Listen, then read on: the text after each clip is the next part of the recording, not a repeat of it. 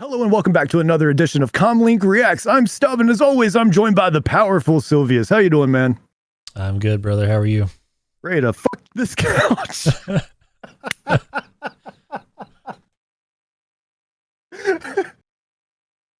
No,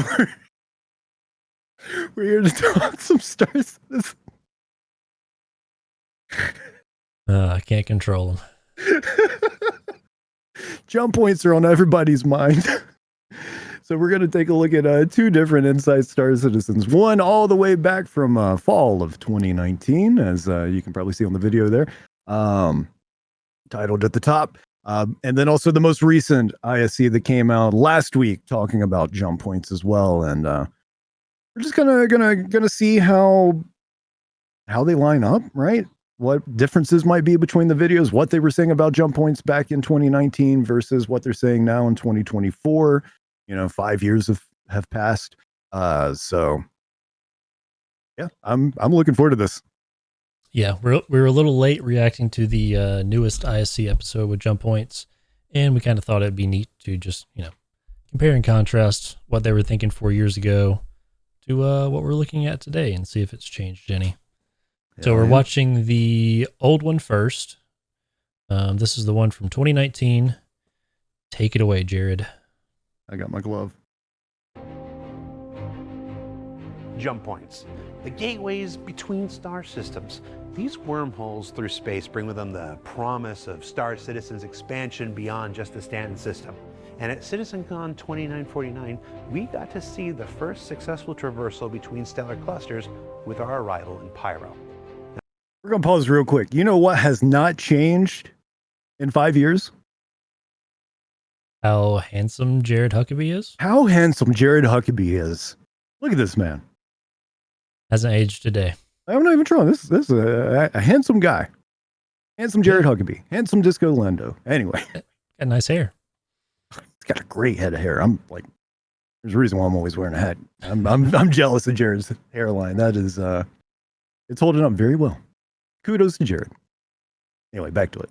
Now, from the branching path design to the volumetric cloud tech encompassing it, from the massive gateway structure itself to the particle eddies the player must navigate within, from the lighting to the VFX and more, to celebrate this milestone, we sat down at the desk of Assistant Art Director Jake Gainey for a decompressed discussion of all aspects covering the creation of our very first jump point, and to hear from some of the members of the team who worked to bring Star Citizen's first gateway between star systems to life.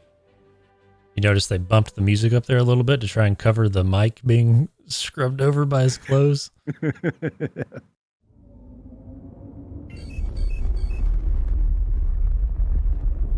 at that big old gate. Beautiful. All that infrastructure.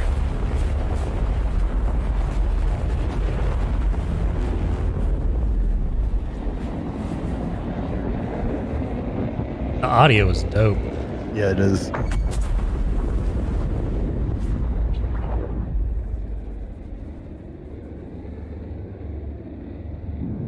feel like sometimes the Star Citizen audio team doesn't get enough kudos, but they've really been on point. We've always hopefully wanted it to do only like gets better. And jump points. Some previs was done, I think, back in 2014, 2015. A lot of early concepts. 10 years ago. I was working with Marcel on the concept side of things. So we've done it's a my lot of wallpaper. investigations first to understand, do we want something big? Do we want something that's small? Does it fit into the lore of SC? There's several things that you can play with, such as, is it spherical, is it cylindrical, is it square? The very kind of like core shapes that you can kind of play with. And then how that thing would operate, how you'd enter it, what's it look like to the third person as well as the first person. So just to get those ideas out there, and then several iterations for weeks, right?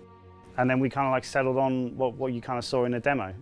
So kind of like it's a really good opportunity for me to now show you some of the content live in the editor, maybe run through some of the processes that we went through to build this content, and just speak a little bit about our processes.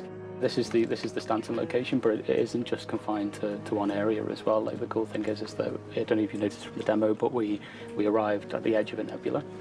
This is all contained in the same scene, so I can zoom out of this location now. I sincerely always like seeing this sort of thing, like where they pull up the editor, show us so the approach for the systems they work within. Using the So interesting. that's been developed.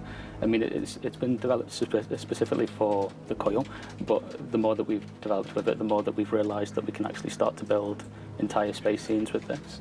And for the persistent universe, obviously, it's less of a linear experience than it is for Squadron 42, because with Squadron 42 we know the exact location that will bring players into these spacescapes, and we'll know how we're going to direct the player into them. When we're building content for the persistent universe, it needs to be a little bit more 360 than that. It needs to be a bit more flexible. So you can see from this gas cloud that we've got here, we can pretty much move it to any position, and we'll still be able to get like a kind of a good feeling from it and a cool vibe. The cool thing is, and something that we've done a lot in Squadron 42 as well, is been able to actually construct these areas with polygons, with the design team, to get exactly what we want represented in the engine. Just to show you a little bit behind the process to building spacescapes like this with this volumetric tech, we do use a little bit of Houdini to kind of generate this content. And I can show you, this is obviously this is a combination of various different elements. We've had a lot of internal tools developed by Gnarly looking. the VFX tech team, who have built what we call CIG cloud tools. They build the CIG cloud tools to be able to basically turn geometry into gas cloud. So with this kind of like shape that you see here, this has all been built. ISC's audio's definitely gotten better. Hear like some keys jingling in the background, people talking. And then we're able to almost sculpt environments with It's all about the ambiance. geometry, and then turn it into the gas cloud afterwards. So I can just quickly boot up the actual wormhole itself. This is it's a separate scene. Actually, in the game, it's part of an object container, so we stream this in. We've had like a new entity built. I don't know a great deal about the entity. The awesome part of this is, as you're traversing through the wormhole, we're actually going into a completely new system. You know, we're not faking anything here. Space we're colon. actually traveling to a new system. And even myself working on this every single day, that still blows my mind. I'm still kind of completely taken aback by the technology that we're able to kind of bring with this game. We had Ben Parry, who's one of the graphics engineers in the UK, come in and build us a brand new shader. There's already a shader that the VFX team has used that's mostly for doing kind of like where you would use a particle effect, but you don't So want cool. to have one. And look at how that's called massive VFX it is compared to the transparent. character. So that has a lot of Yeah. tweakable, slidery kind of things for them to mess around with. So what we actually did was combine that with a more traditional shader that could do lighting and opaque geometry and that kind of thing. And then threw all that in front of Jake, and he picked out which bits he was actually going to use. So then we just deleted out all the bits that we didn't want to use, and then started specializing different parts of it to get the kind of details that he wanted out of it. You just kind of fly through it, and you can see some of the kind of variations that we have to the tunnels. And this is all real time in the engine as well. Like we're kind of, again, we're not faking anything here. This is all kind of constructed, and you can see there's lots of kind of cool variations.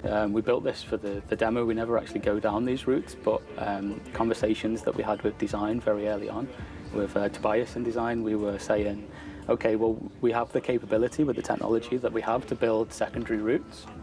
Do you want them in? And he was like, yeah, cool, put them in. We might not go down them, but we've got them and we can explore them if we need to. So it's good to know that in the future that we'll hopefully have kind of branching paths and the opportunity to go to different locations here.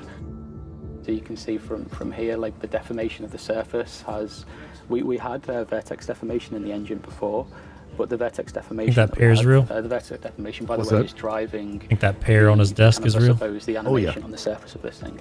The vertex deformation we had in previous shader work was very uniform, and we couldn't get any variation or displacement to the way that kind of animates on the surface. So something that Ben put into the shader with it for us was the ability to put variation in that deformation, so we could get this kind of like otherworldly feel to it. And I think that's something that really helped when it came online. And then we had Caleb, who's the principal VFX artist, come online and build a lot of the local particles that we see in the tunnel as well. And I actually think that really helped give directionality to the tunnel when we felt like we were losing it because of the speed being slowed down. Caleb came in and built these particles that you see here, and I felt that brought a lot of that back, hopefully, just in time for the demo. There is something that kind of tripped us up as well, though, because quite late on, we had some feedback during, I think, a very late playtest.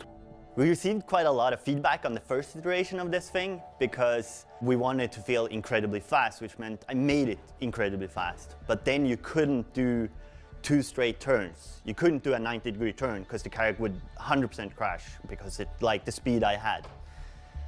But we got feedback constantly that it was like, no, I want more turns, I wanted more up and downs, we got a good reference with Space Mountain, and we looked a lot of YouTube videos on like that, and roller coasters in general. Good ride. Especially with this, like, how you build up. The jump points like, are based off of Space when Mountain. you go up before you get a free fall. Apparently. So then That's Jake amazing. and we just talked and made changes to his spline, because obviously that Flair's modular wooing set somewhere was right now. kind of working then, so we could go to Houdini, which he worked in, move the spline around quickly, export it, which was a little bit of work, but then we could get it into game and we could test it again.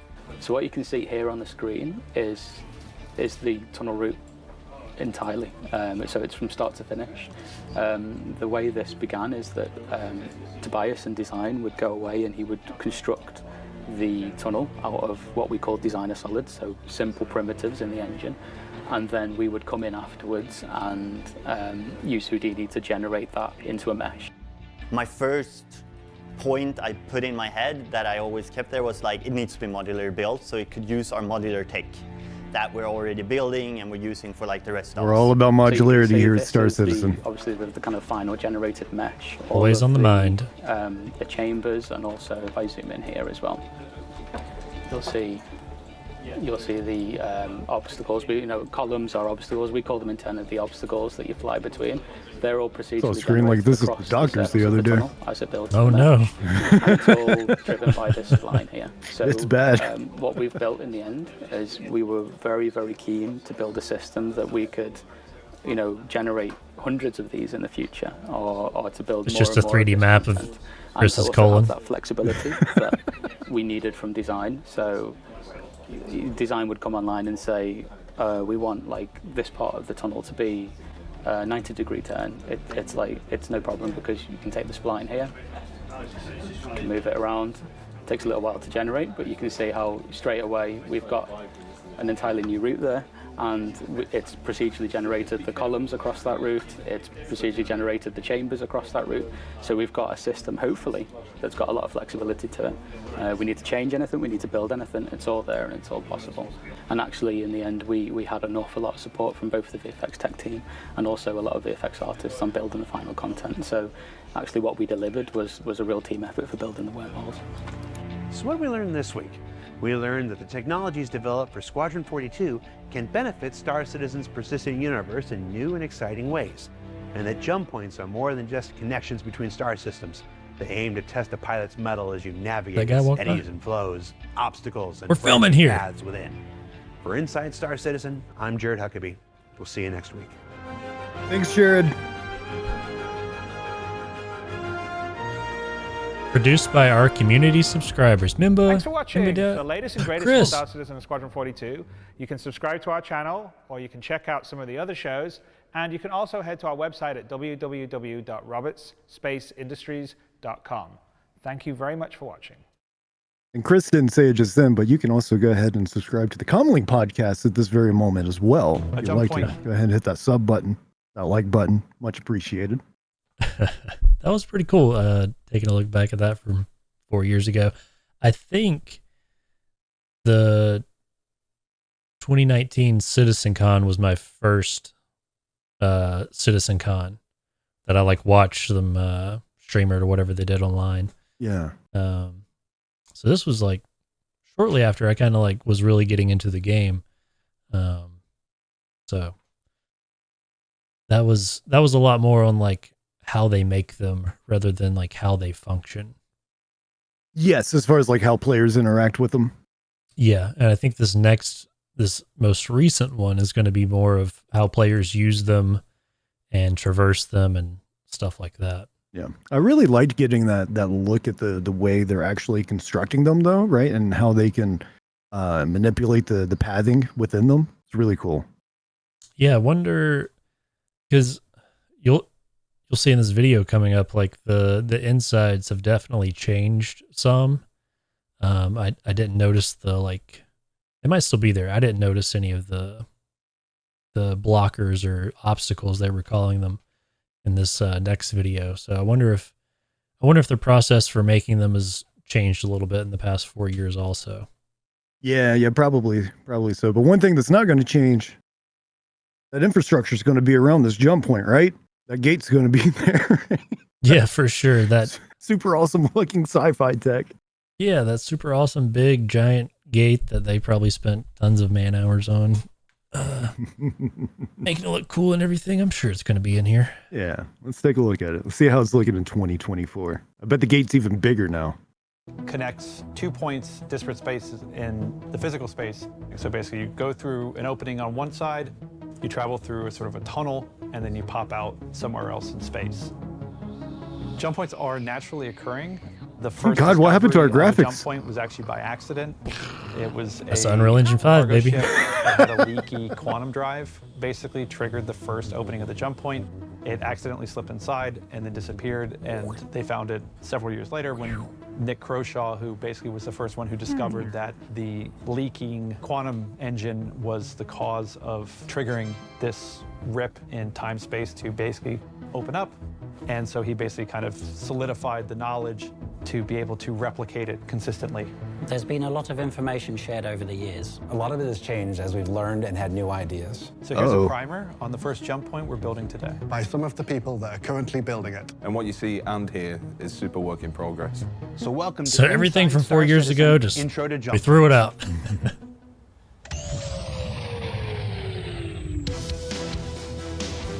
Hell yeah. Have you watched this one yet?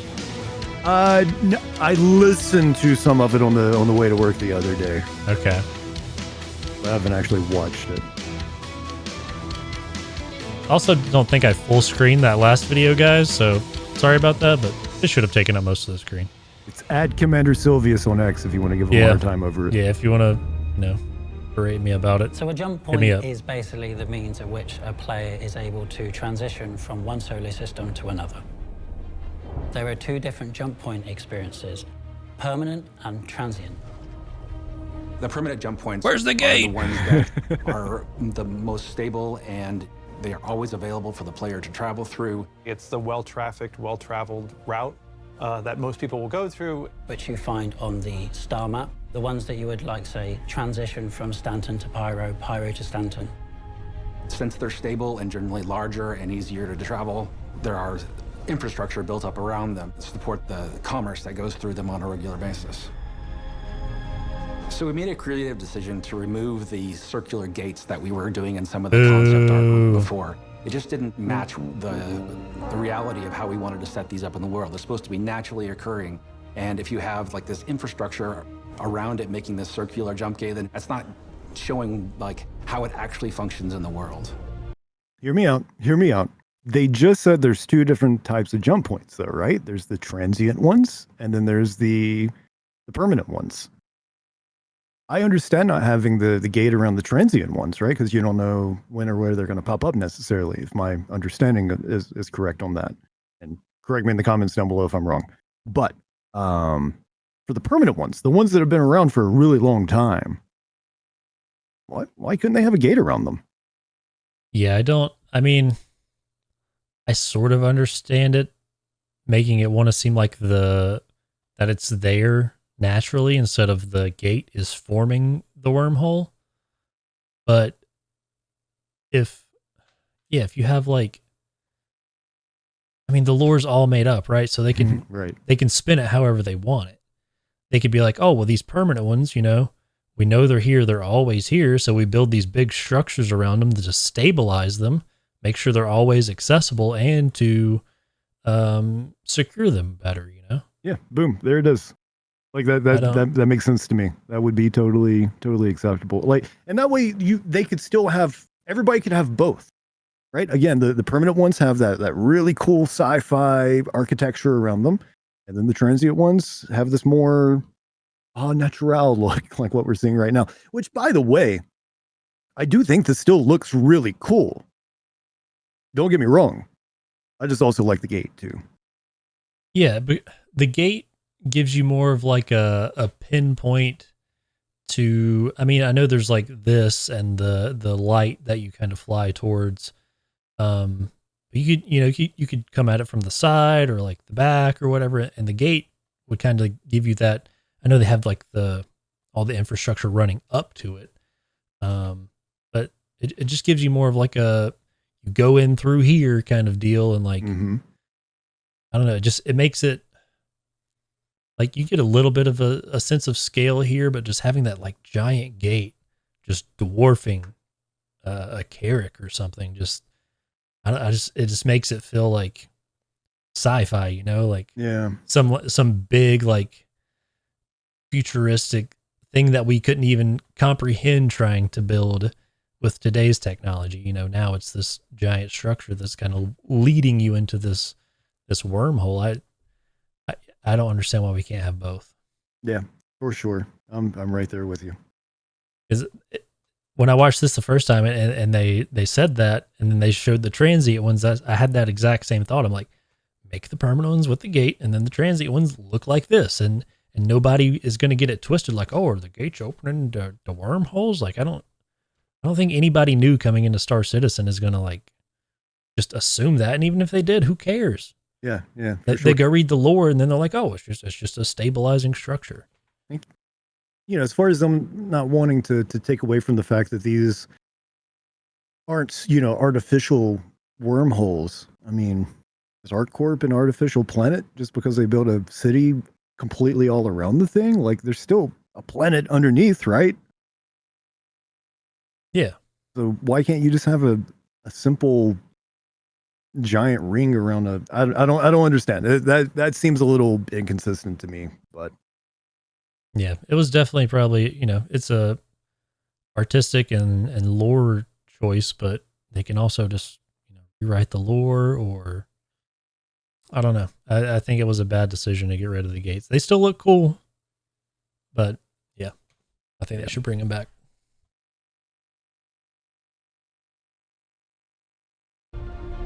We've lost the sort of size restriction when it comes to permanent jump points. So the main jump points that lead from system to system will accept any size ship. That is jump nice. Points are more furious. I'll just touch on that for a second. Because, before we were like, oh, well, if you have a small fighter, like a Gladius, you're going to have to rely on people with larger ships to get you through the jump points to Pyro. Right. So now that made the permanent ones work for any size ship, I think that's probably a good call. Yes, but also like, what about the players that were, planning on helping to carry other players over to systems? What's the carrier ship? Like the transport ship for ships. Liberator. The Liberator. Yeah. What about those players? What are they doing now? Are they only going to be working with the transient ones? Yeah. It would. I guess they still have that. It would maybe make more sense to me to where you still have that gameplay of transporting ships through jump points, to make the permanent ones, the large ones like that, you have to have, a certain size jump drive to be able to access them. And then maybe like the smaller transient ones that are smaller and only accept like medium and smaller ships, those are the ones you can get through with the small ship. So you have to, if you want to actively go take your Gladius to Pyro, you have to go out and find one of these smaller wormholes to go through instead of going to the permanent jump gate. Right. And if you want to have the safety or not have to search for this random wormhole, then you have to get somebody to transfer your ship. Yeah, it seems like they've already undercut the gameplay for that ship before it's even been released. Yeah, that's a good question. Like, what's the point of that ship if you don't need it to carry stuff through jump points? Let us know in the comments below, Chris. You have to find them, and once you've found them, you don't know where they go. We like to call in the narrative team the Swiss cheese approach to jump points, which are smaller access points to the main tunnel those will still be restricted by small, medium, and large. So basically, it opens up opportunities for smaller ships to kind of sneak their way through. A transient jump point may only be able to use once. It may be a little bit more permanent. Wait, what? So, here, listen to this phrasing again. Smaller ships to kind of sneak their way through.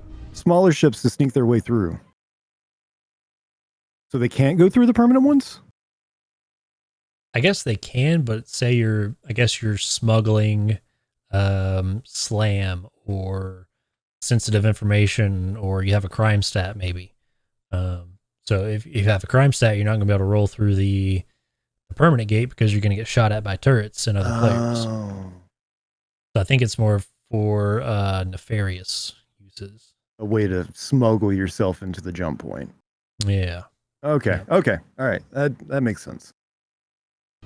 A transient jump point may only be able to use once. It may be a little bit more permanent, but you can never tell how long does it last once you find it. If people are looking to avoid scrutiny, we'll look for these sort of side routes to get into the jump point, to bypass, security or customs or stuff like that.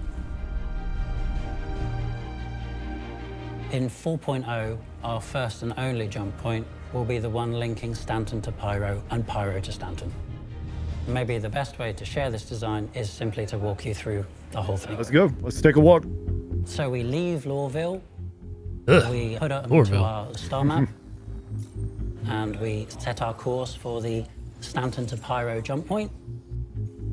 QT there. Might as well just And then upon arrival, move to Myrtle Beach. you will fly down to the gateway station that's located there, because you're going to want to make sure Those that who you're know. stocked up for your trip into Pyro, because Pyro may well not have the things that you're used to in Stanton.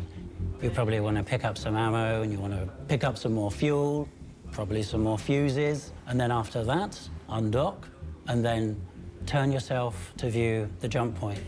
The jump points Did you see will that? be visible What's from up? far I distance. had a hard time seeing the jump point without that big ring around it. I thought you were going to talk about like a little Easter egg or something. Just being an ass. No, I missed it. If only there was something to indicate. Probably will appear as like a small star kind of a thing that just like pulses and asks you to come near me. Oh. You'll see like the massive whirlwind from the gravity. Jump points hanging out in a The van. jump point itself is creating, which is a gas cloud, and you'll see it in various different colors or Citizens forms. want some candy? You can fly towards where the jump point will be, and there is structures in Stanton that sort of lead you towards the jump point. When you approach the jump point, what you'll hear is the general ambience of the whole area, whether that's the distant portal emitting energy or violent clashes of thunder that is drawing the player into the central jump zone. And as we get closer, this will build up, and the player will feel like they're being drawn into something primordial. With jump points, multiple players can take them at the same time, so it is probably likely that you will encounter other players waiting to make their jumps. And you'll also see like the security and the turret infrastructure around it that's providing a safe experience on the permanent jump gates. I would love if it became like a community meme of any time there's a really large amount of players waiting to get through a jump point, if they would just use their ships to kind of make like a halo around the jump point to have like their own player gate just out of protest. Yeah, that would be nice. But Yeah.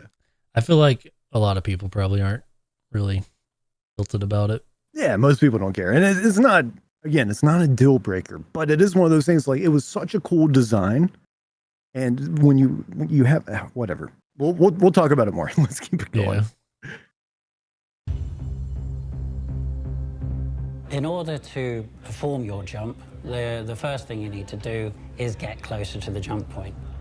But you won't be able to go all the way up to it. Like when it's not active yet, it has a field around it that will push you away until you've attuned to the anomaly that allows you to go through. You have to call ATC. The anomaly needs ATC to be able to allow you to enter. When you're using a jump point, you're actually just an individual. So the ATC calls that you have to make are for you, and then the groups that you go in are designated by the ATC. If you contact ATC at the same time, you can be put into the queue together, but there's no guarantee that you'll be in the same jump group. If you want to jump with your friends, you need to make sure that you arrive together, and when you call ATC, you will be able to see how much space is in the group. So if you have friends and you want to jump together, you'll be able to know exactly how much room there is in that group. And if it's not enough for you and you want to go with your friends later, then you can forfeit and you go again. In the future, I definitely want to have some more quality of life features where you can get into queue at the ATC as a party, but currently our ATC does not support queuing as a party, so you'll just be doing it as an individual. Once you are within range of it, you need to be changing over to nav mode. Your UI will automatically change to the jump drive UI. Which will allow you to really know nice. if you're aligned, if you're tuned, if you can go in, if it's blocked. You have a visual input of the UI, the HUD is moving, is turning until you have a message notification that tells you, all right, you're aligned.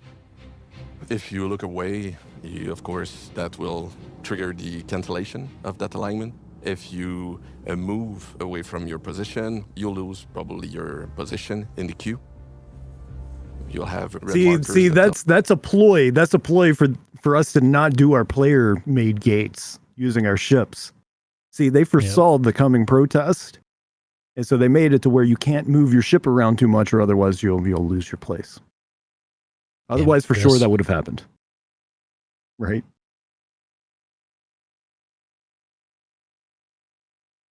You there? Yeah. Sorry. Okay. I said, damn it, Chris. Oh, it didn't come through. Yeah, this tuning bit is interesting, like a little mini game of sorts, I suppose.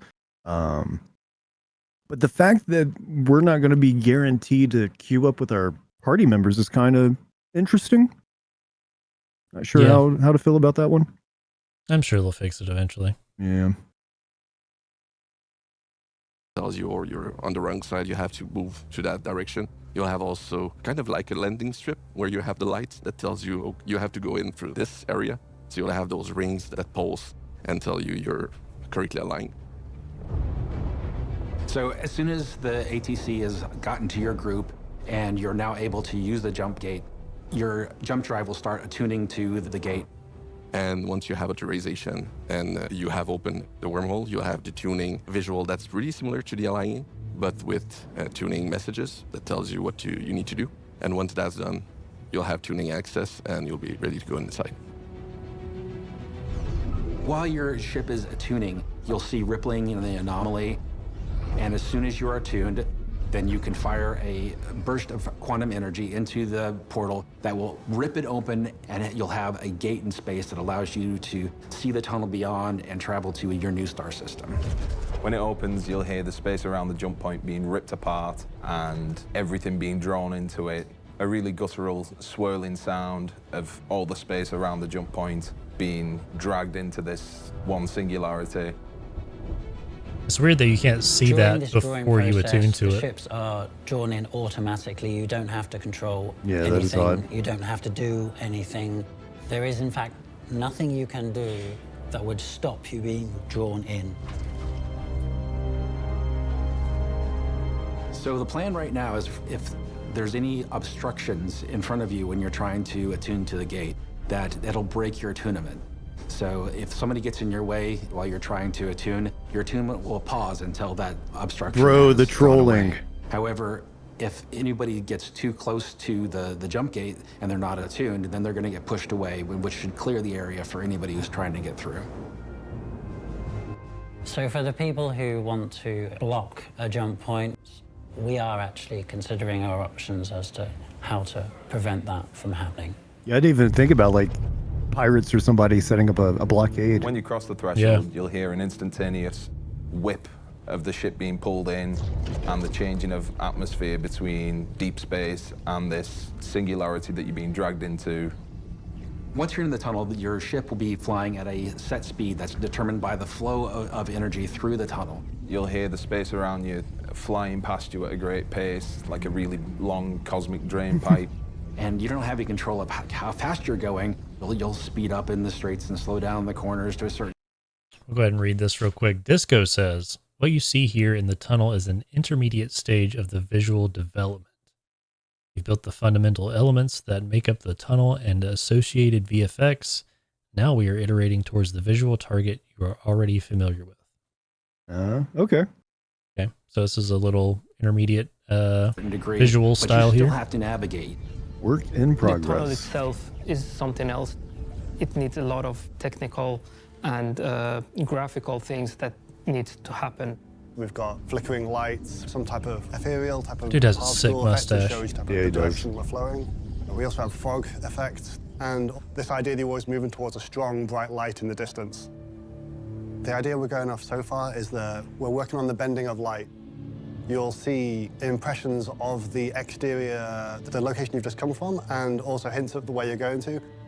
The walls of the tunnel type of curving the space-time around you, and eventually, as you travel through the tunnel, that distortion will move away from the initial system you started in and then blend slowly towards the new system you end up in.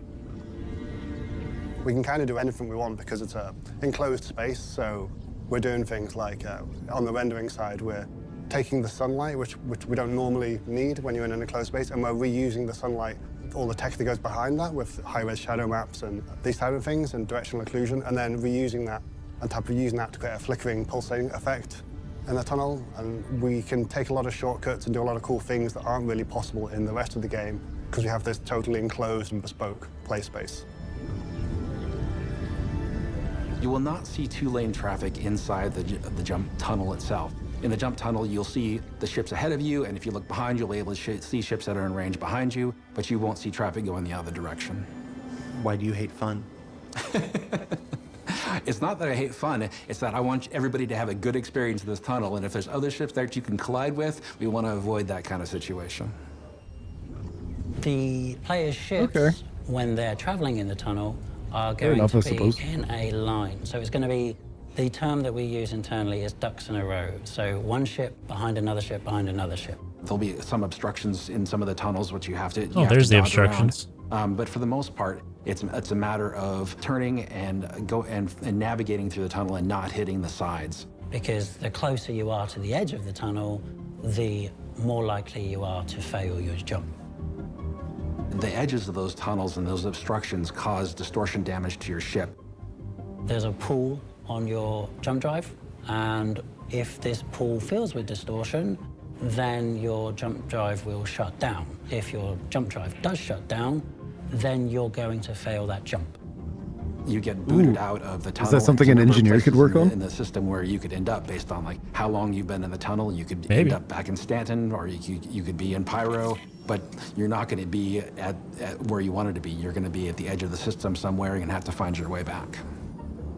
That's pretty sweet. The jumps that we are toying with are about 3 minutes, but this is still open to iteration based on how many ships we want to have in that tunnel, how close they are, and the trip needs to be long enough in order to cover the transition from your origin system to your destination system.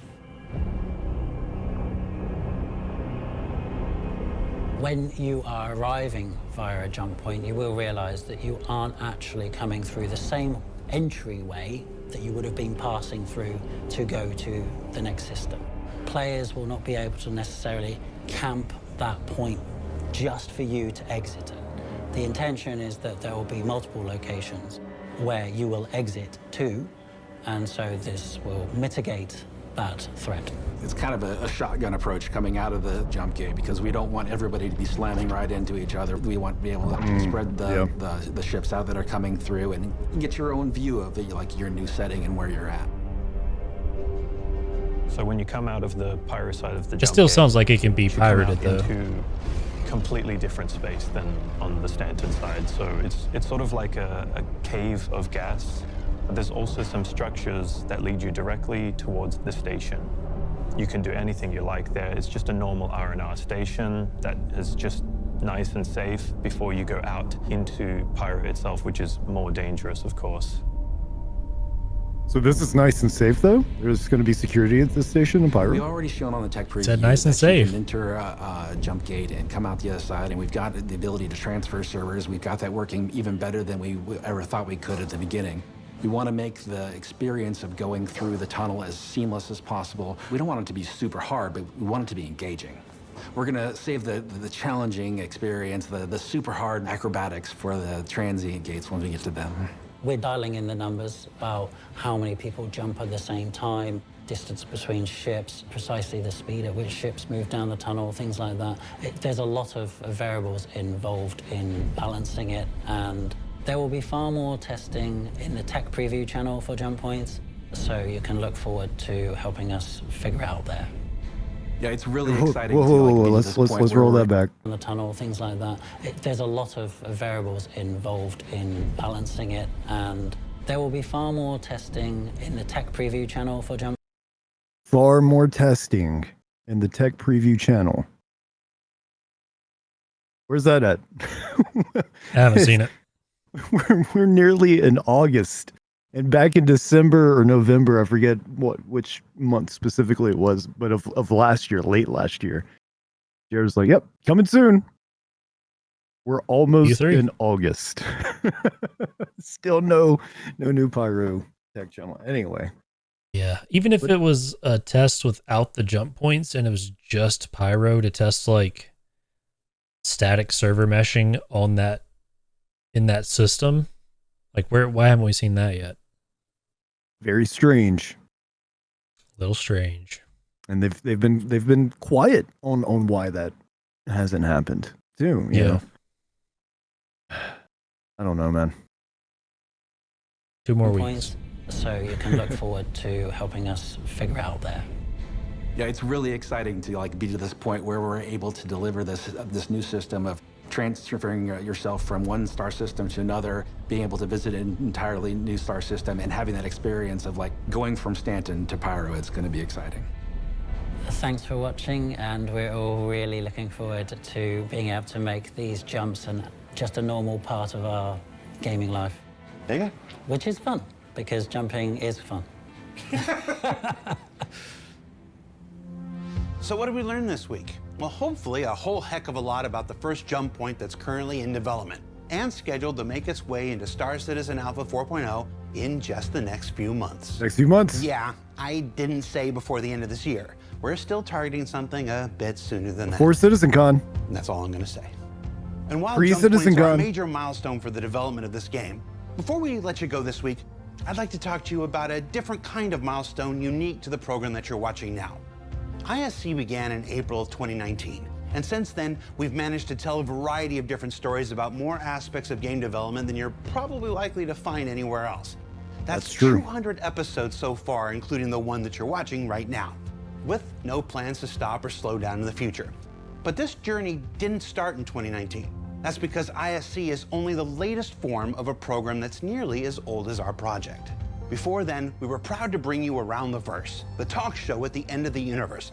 First created by Ben Lesnick and Sandy Roberts, and hosted by an entire cavalcade of CIG developers filling in here and there, with segments that sometimes spawned into their own series like Bug Smashers, Lore Maker's Guide to the Galaxy, Ship, and more. That was 228 episodes filled with a whole bunch of people that may not have always known what they were doing behind and so much to get sometimes in front of the camera, but doing everything we could to entertain, inform, and simply showcase the folks who make these video games that we're working on.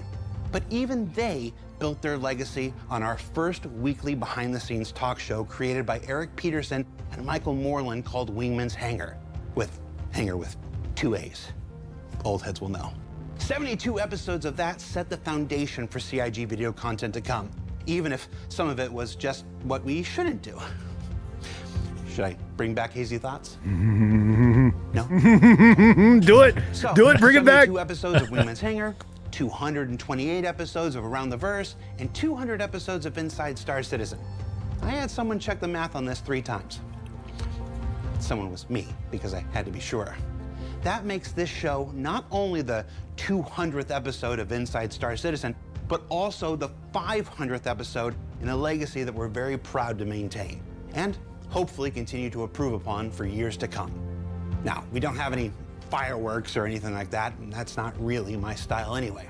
Instead, I wanted to pay tribute to the 680 people that have worked on or participated in or otherwise made one of these 500 episodes possible.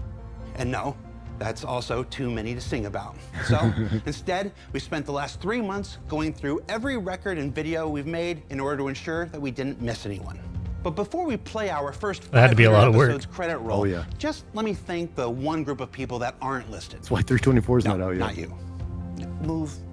Yeah, there you are. There you are. You've allowed us to tell stories of game development for 500 episodes now. And that's not even counting all the other programs over the years. You do this each and every week by responding to what we share. And as Dave Kaplan said just 2 weeks ago on this very program, that engagement and feedback is truly what keeps many of us going, and I'm certainly no exception. So thank you once again. Thank you for letting us share the people and process of game development with you. And we'll see you all here next week. And maybe the start of another 500. Hell yeah.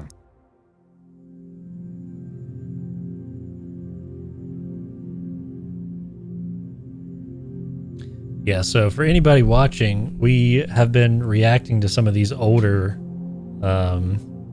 programs they used to do, and we've really been wanting to dive into Wingman's Hangar. We've kind of discussed like different ways we should approach it, if we should just start from the beginning or just choose random episodes or episodes with some sort of context to what we've been talking about. So if there's any old episodes of stuff they've put out in the past that you would want to see us guys react to, please let us know in the comments below, because we're kind of trying to figure out how we're going to do it. But it's something that we definitely want to do. Yeah, I still like, I'm kind of down for doing it either way. Like I like the idea of going through chronologically, I like the idea of just kind of pulling the most relevant ones, but yeah, you could also maybe do a mix of both, right? Go through chronological, and then like when a big update happens, like, okay, let's try to find where we can get what they said about this in the past, you know? Yeah, it's just a lot of content to sift through to even find something interesting for us to, talk about and react to. Yeah. Man, these is a lot of people. It's amazing. There's Chad McKinney. I bet a lot of these people aren't even with the project anymore. Well, I was just thinking as we were watching this too, like, I think Jared was the only person that was in both of the ISCs that we just watched.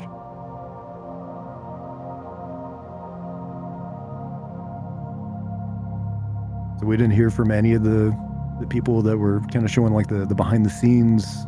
Hey, here's how we're making these things in the first one. Hey, there's Andy Serkis. But we didn't hear them in the second video. I don't know if they're still around or not. Yeah, I was just thinking the same thing. Like those guys that were talking about the jump points, we didn't see them in this newer video. So yeah, who even knows if they're still with the company?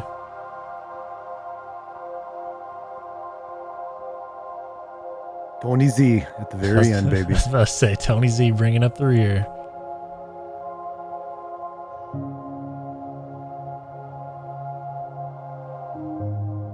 Eric, Ben, Sandy, and Chris, and everyone around and in between.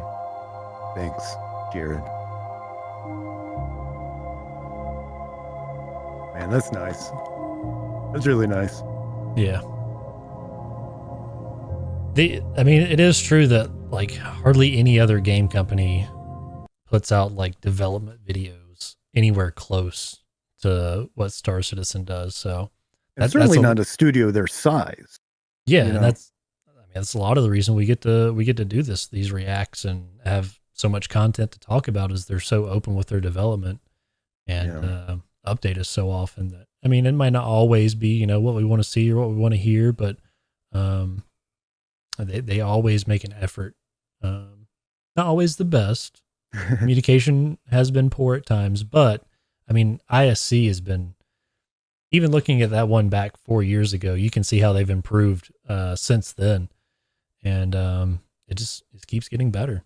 Sure. Yeah, 100%. And I credit where credit's due. for times that it might be a little frustrating where we're not hearing about what we want to hear, they are still sharing so much with us. Yeah. And to your point again, it's not always what we want to hear. You know, maybe they're talking about topic A, but we would rather be hearing about topic C, you know, and it's been a while since they've talked about topic F. You know, they've not mentioned that in the past 6 months. What's going on with that? But they are still sharing so much with us nearly every week. Yep. So yeah, those were 2 good episodes, and it's kind of neat to compare there. Biggest thing, they need to bring the gates back. Hashtag bring back the gates. Tweet Chris. Hashtag bring back the gates. Start the movement right here, right now. We're going to get them back. Especially for the permanent ones. Yeah. Transient ones, that makes sense because they pop up and disappear. You know, it sounds like fairly often. But the permanent ones, come on, man. It's such a cool design, Chris. Bring it back. Yep. And yeah, as far as like blocking the jump points and queuing up for them and how everybody comes out at a different position, that's all stuff that's, you know, subject to change, I'm sure. And I want to save a little bit of this for a future podcast that we can dig into a little bit more. So I don't want to say too much here, but I think they're moving in a good direction towards this. But the change for all ships going through the jump points is maybe not the best decision in my viewpoint, but yeah, I don't know. And maybe one day they bring it back, right? I mean, it's possible. Sounds like right now they're pretty determined to go with the art style of not including them. But who knows? CIG could land on, you know what? We could do both. We could have it both ways. We could have gates around the permanent ones, not around the transient ones, and have it like that. Or maybe it's like system by system.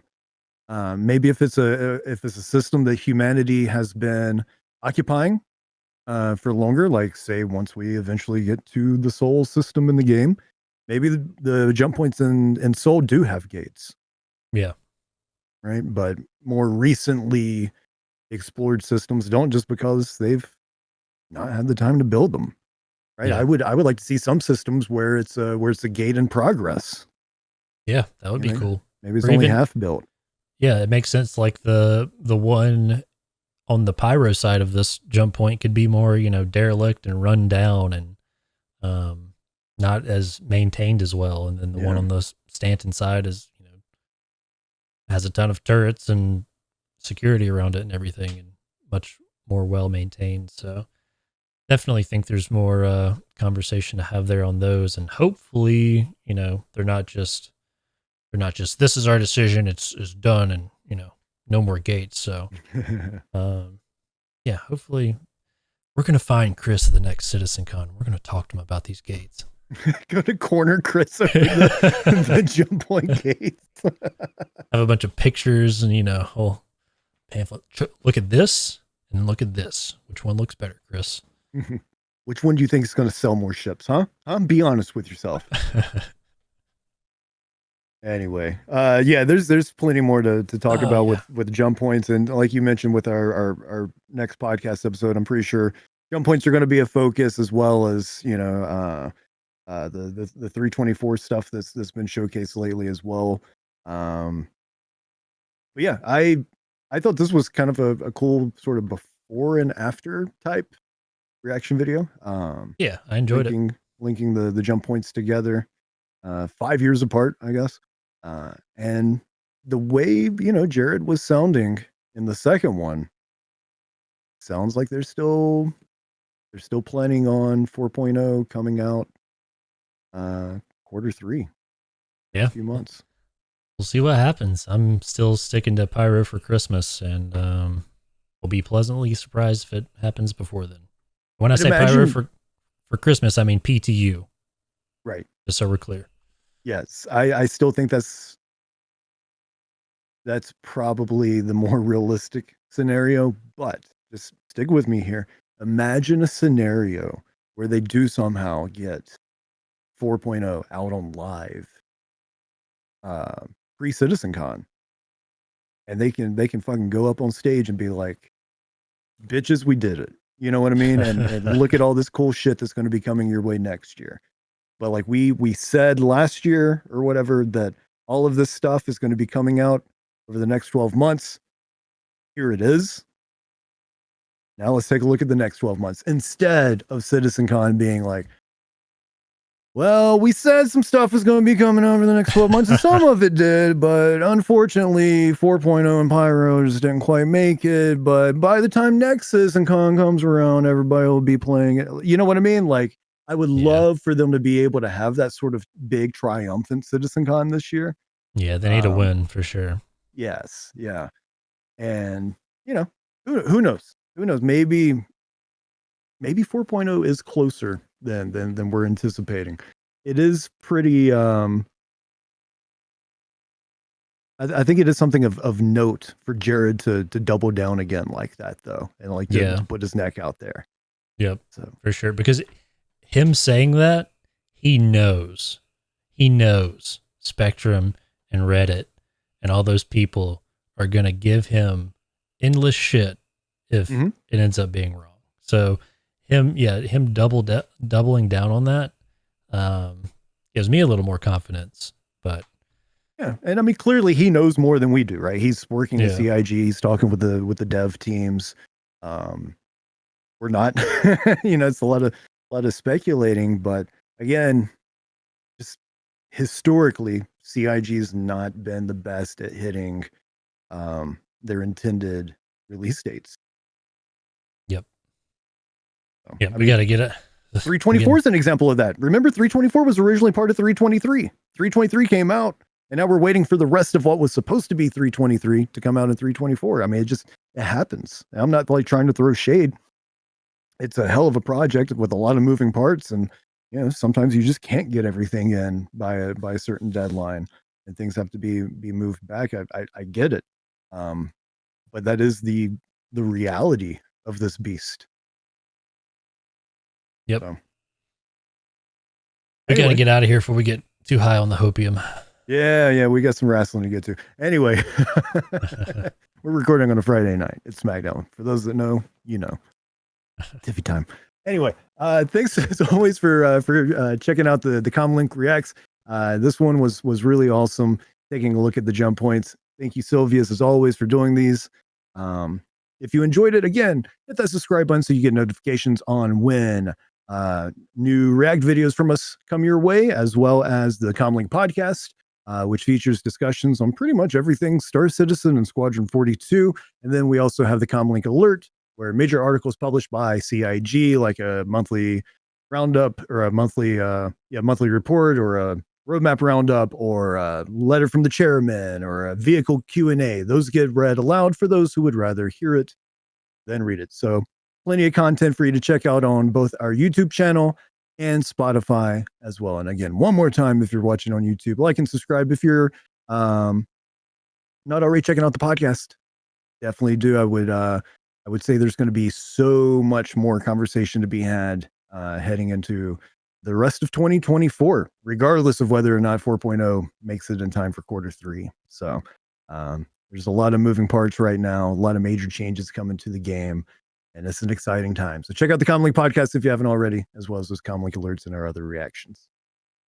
All right, thanks, Stubb. Yeah, thank you, and thank anybody who's made it this far in the video. We appreciate every single one of you. Absolutely. And let us know in the comments too. What do you think about the gates? You want the jump gates back? Or are you cool with them being gone? Or do you agree with us and feel like, you know, that they could be put into the game in some scenarios, but not necessarily for every single jump point? Right? Maybe there's a middle ground there. # bring back the gates. You heard it, folks. Take care. See ya.